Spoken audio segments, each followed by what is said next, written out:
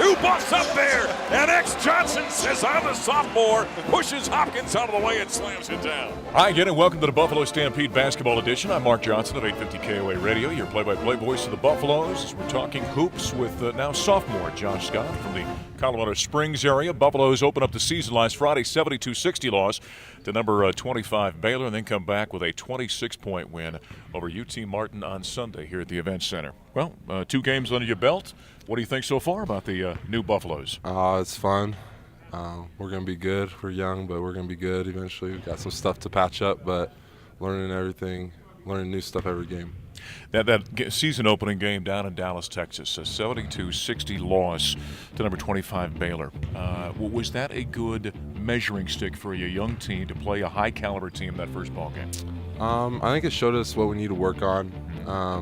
Showed us that we're not as good as I think we thought we were coming in, and but the upside is that we have a lot of things that we can get better at each game going forward. You had 15 points and 11 rebounds. In fact, your third career double-double in that ball game. And you did so against some very good players. Yep. Isaiah Austin, also Corey Jefferson down there. I thought you and Wesley, who played his first college game, handled yourself very well against those guys. Yeah, no, we've always said that when we play together, it's a dynamic duo. So, it was good to be out there with them, and we played really well. It's just too bad we couldn't come out with a W. So down in the Springs, was Wesley more of a friend or more of a rival?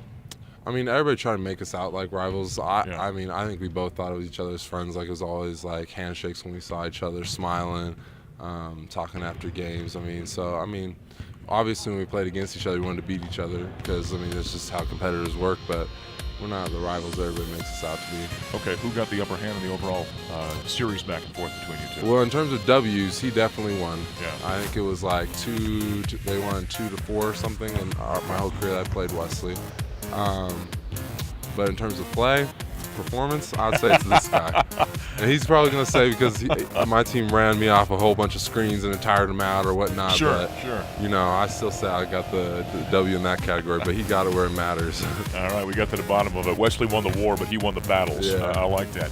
There's so much youth on this team, so there's going to be a growing, period for this squad, isn't there, this season? Yeah, I think, we have some returning guys, but, getting our freshmen up to where Sav and Shane, even trying to, us as returners, trying to fill the role of Andre or something like that. There's lots of things that we can learn and just keep improving on. It's one of the blessings of this team. Josh, does it take a while? Does it take a while for a team to kind of learn its personality? Because there is a rotation of players. You lose some veteran guys a year ago. Does it take a while for a team to kind of figure itself out? I think so.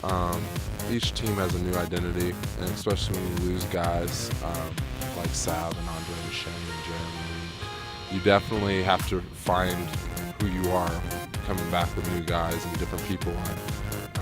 I think Coach does a good job of just making an overall statement of our identity, and it's based off of defense and rebounding. So, that's always going to be there for us, and that's always going to be a part of our identity, a big part of our identity. So. Of course, a highly regarded recruiting class for the Colorado Buffaloes. Which one of these freshmen has surprised you with his ability? Any one of them on a given day can get hot or do something that's just flat out amazing. I think that's one of the beauties of this freshman squad.